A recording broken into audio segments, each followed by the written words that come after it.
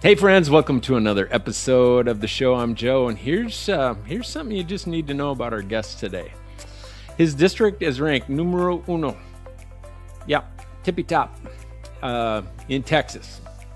Top 7 in the nation. His district also collected 169 million in property taxes last year and kept 79. Do the math, folks. Yeah, sent 90 million, more than half, back to the state of Texas. Which means he's running essentially kind of a publicly funded nonprofit for the benefit of other people's schools. And he's still number one, folks. Welcome to the show, Kirk. How are you today? Great. Thanks for having me, Joe. I really appreciate the opportunity to spend some time with you. Well, you are in the role 0.5 of a year, not even a full year. You came in January 1. What we talked a little bit off mic, but you had an interesting perspective on starting mid-year. What's it actually like to be leading from the chair right now? I'm having an amazing time here at Eanes ISD in Austin, Texas. You know, we serve about 5,000 unique families, about 7,300 students. And I looked at my entry to Eanes on January 1st of 2026 as kind of a fresh start and a head start on next year. And that's how I've tried to approach that first 6 months that I've spent here, is it's really given me a head start for next year. And I think that's tried to help my staff as well, as we've done this kind of whirlwind entry tour. Kind of a twist, yeah. Happy New Year, right? Here I am. And you're doing all that inside a funding formula, and we're not going to get all wrinkled about the state of Texas, but they've been promising to fix it since probably the early 90s, right? Yeah, the whole Robin Hood notion that started off maybe with good intentions for all schools in Texas is a formula that impacts Eanes ISD dramatically annually in a school community that's pretty unique. And we try to do the best we can, and we've had to make a lot of hard decisions to manage a public school budget. But we've done that, and we try to take care of ourselves. It is definitely a unique situation in this state. Yeah, and they're doing it probably through the lens of equity, which, I mean, you got to keep your dukes up. You got to keep fighting for the good of all. But what is it actually in terms of how you must lead from the inside? How are you having to recalculate differently to stay at the tippy top in your performance? Well, I'll tell you, this school community has rallied with volunteers and is so unique here.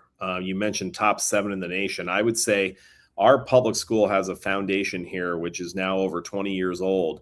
And what the volunteer board does through that foundation to support our public school budget financially, annually, to support our staff and teachers is absolutely amazing. They raise over $2 million a year. I mean, it is truly that's a small college, sir. Truly unique. And we're so grateful for that kind of support in a school community that I know not everybody has, but that's almost become a necessity.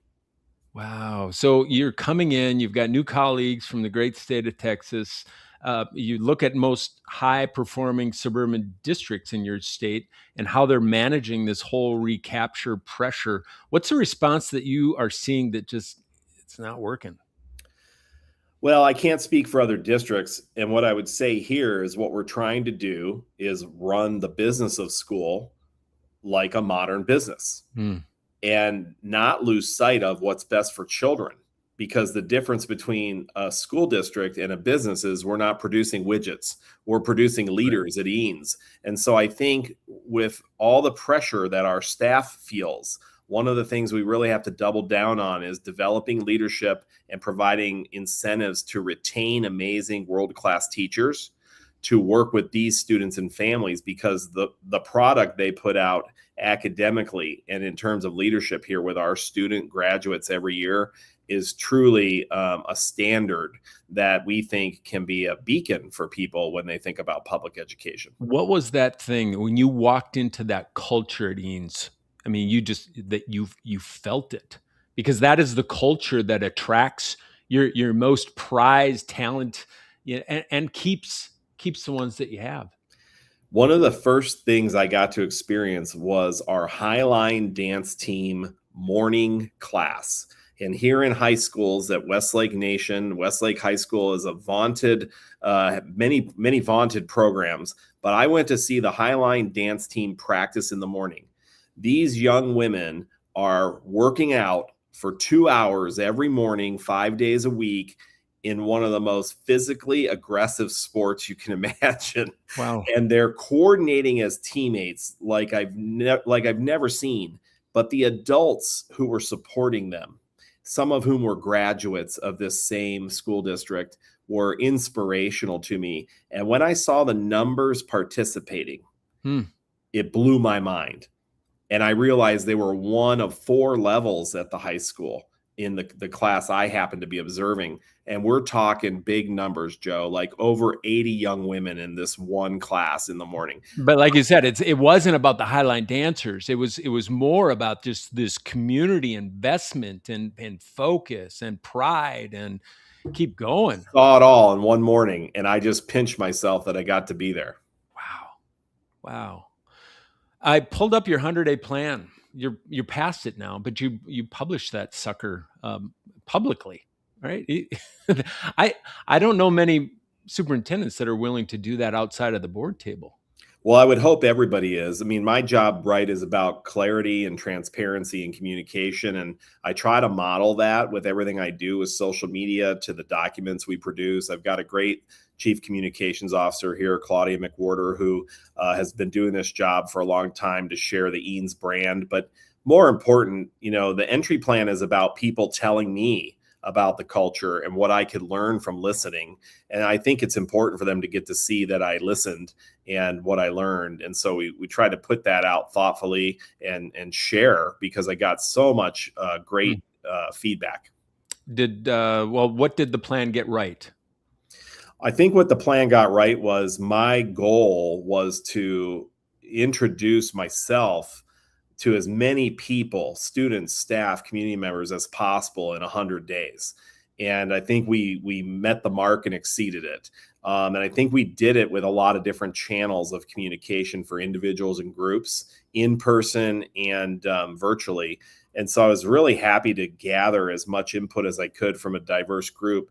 They helped me to learn a lot about a very unique culture.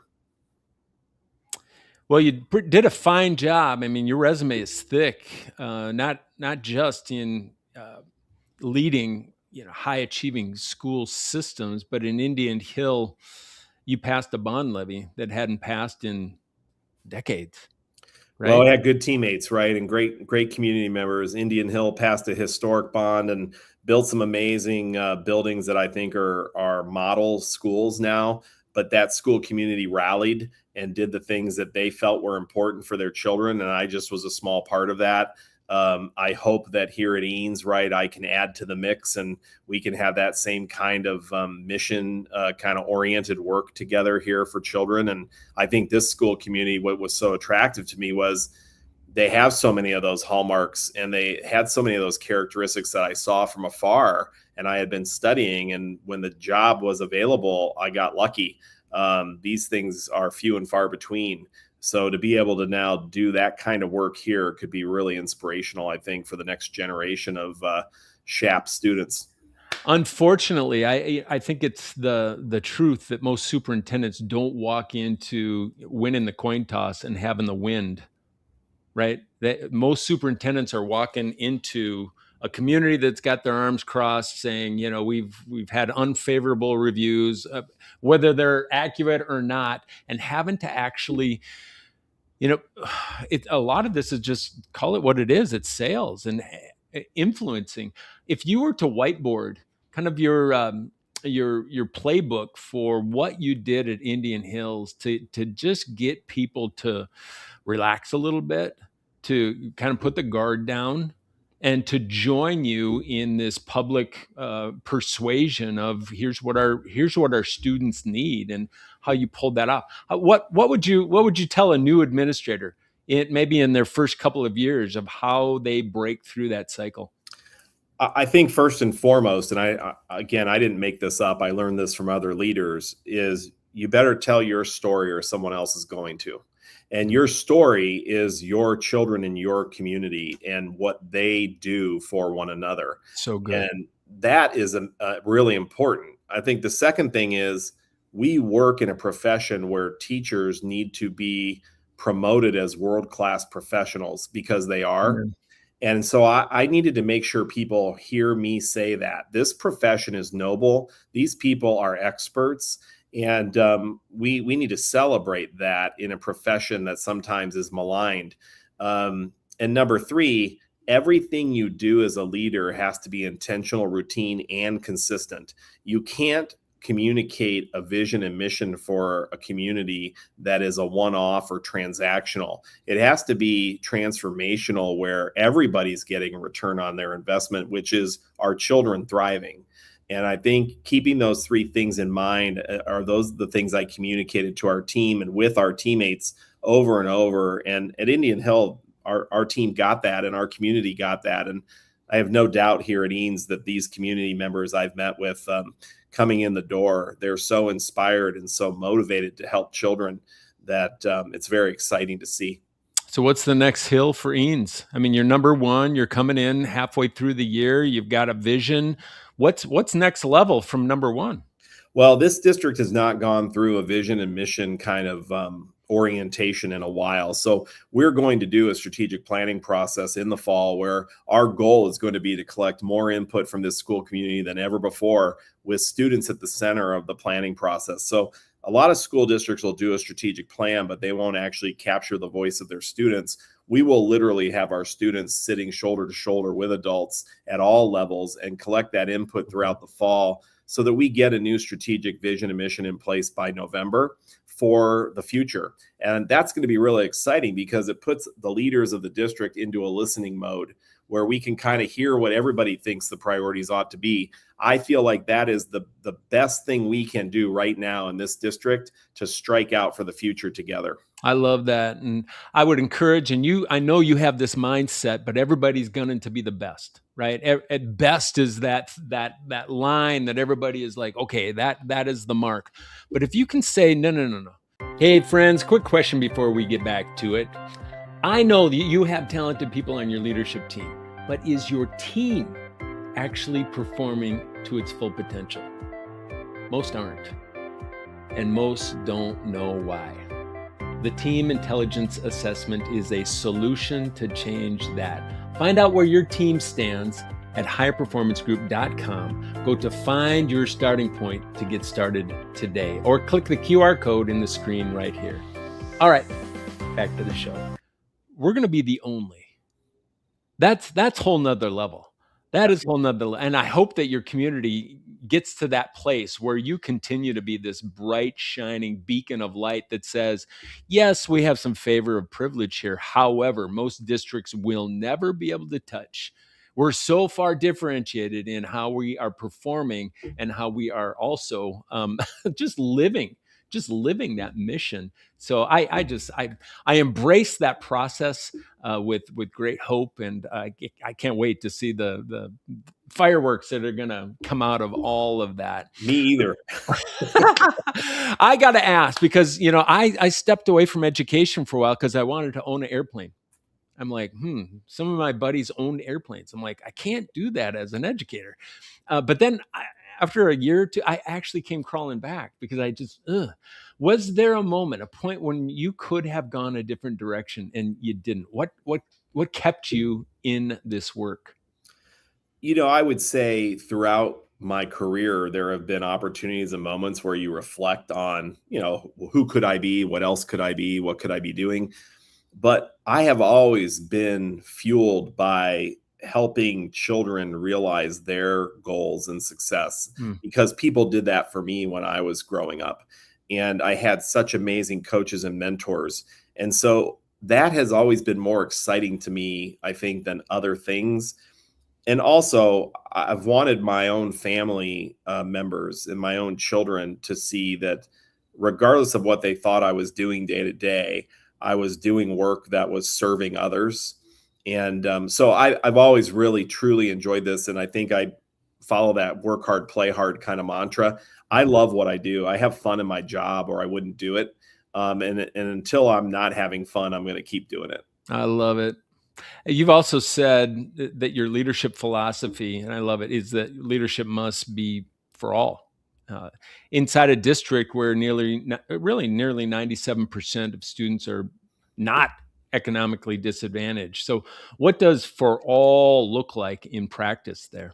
One of the most unique programs here that was started in Eanes years ago, and I think other districts have replicated, is a buddies program. And we have some people, when I first got here, that were wearing these hats that said, y'all means all. And I said, I hope that's true. We're going to find out. And it truly is. This district provides resources to all types of students and families. We do a lot of outreach. We work with our parents in volunteer committees for every imaginable program you could guess. But what I love about the Buddies program is we have students who have challenges, disabilities, who are paired with students who you might just label as regular ed.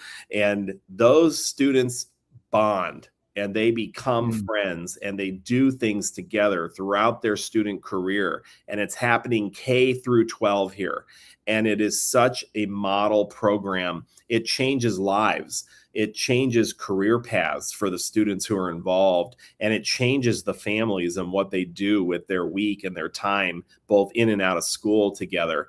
That is truly transformational. And so the more we can expand those kinds of things to help all of our students, I think it's really an important thing to model that.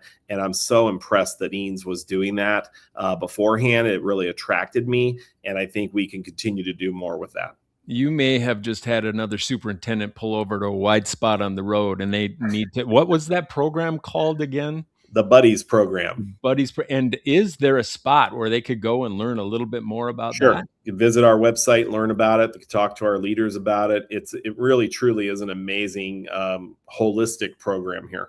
I tell you what, there's a lot going on with the whole recapture thing, but the buddies program got me leaning in as well, Coach. I love this. Hey, you are doing supernatural things, but we have a lightning round at the end of every one of our episodes where we just get to know the human inside of that superhuman superintendent. So are you ready? Buckle up.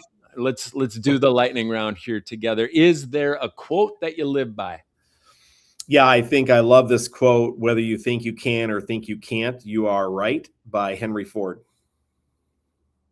Spot on. Well, worst advice first, and then we'll go best. Worst advice that you've ever received in leading people? The worst advice I ever got usually comes from someone who I would call a manager, and they say, Kirk, you're moving too fast. I might imagine that has happened a few times. Well, my whole career. Pace yourself, right? That's right. Just said differently. How about best advice? I think the best advice I've ever gotten from people, again, has to do with this idea of make decisions based on what's best for kids first. And if you're doing that, then you're staying focused. And you can look yourself in the mirror every single morning. Yeah. Is there an unpopular opinion that you're holding or that you hold? Yeah, I love this quote by former President John Adams. He said, thanks to God for granting me the stubbornness to know when I am right. I think that sometimes without ever saying it publicly. You ooze that level of confidence. And I always say, you can be confident if you can back it up. And you've been backing it up. So you get to claim that. Brisket or Cincinnati chili, boss? Brisket all day long. Texas barbecue, baby. All right. You're on the record. Ohio State or Texas Longhorns? Buckeyes all day long. Something you've changed your mind about recently? I was saying this to you a little bit offline. I think the level of advocacy needed with social media in a time where people are starting to wonder whether they should be using these technologies all the time. If you're a school leader and you're not telling your story, somebody else is. Yeah. You need to be doing this intentionally, routinely, consistently. If you're a building leader or district leader, to shout out the great things happening with teachers and students every day, because it's so necessary. A decision that in your career, let's call it career, that you'd make 10 times over?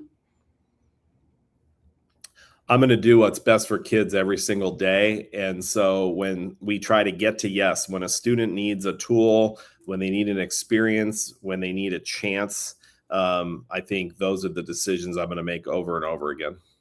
All right, boss. If you're not running the school district, where are we going to find you? I'm going to find my beach somewhere. And I love any beach and sunrise. Eanes ISD's future, one word. Epic.